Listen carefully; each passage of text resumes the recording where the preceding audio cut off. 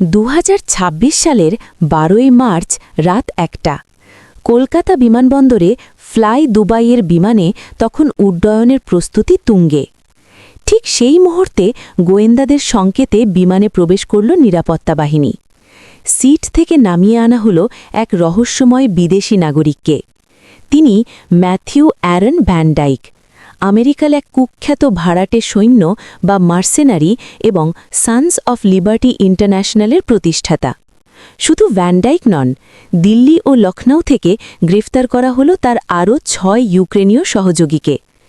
এনআইএর দাবি, এই দলটির লক্ষ্য ছিল অত্যন্ত ভয়ঙ্কর।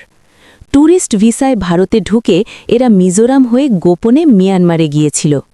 সেখানে বিদ্রোহী গোষ্ঠীগুলোকে আধুনিক ড্রোন যুদ্ধ এবং অস্ত্র চালানোর প্রশিক্ষণ দিচ্ছিল তারা। গোয়েন্দাদের আশঙ্কা, এই ড্রোন প্রযুক্তি ভারতের উত্তর পূর্বাঞ্চলেও অশান্তি ছড়াতে ব্যবহৃত হতে পারে। ভ্যান ডাইকের ইতিহাস কিন্তু বেশ রোমাঞ্চকর।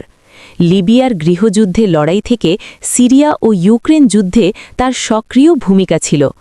তবে সবচেয়ে চাঞ্চল্যকর তথ্য হল, বাংলাদেশের প্রাক্তন প্রধানমন্ত্রী শেখ হাসিনা যে খ্রিস্টান রাষ্ট্র তৈরির ষড়যন্ত্রের কথা বলেছিলেন, এই গ্রেফতারি কি তারই কোনো যোগসূত্র? বর্তমানে এনআইএ এই ৭ জনকে ইউএপিএ ধারায় গ্রেফতার করে জিজ্ঞাসাবাদ করছে। আন্তর্জাতিক এই চক্রের শিকড় ঠিক কতটা গভীরে তা জানতেই চলছে তদন্ত।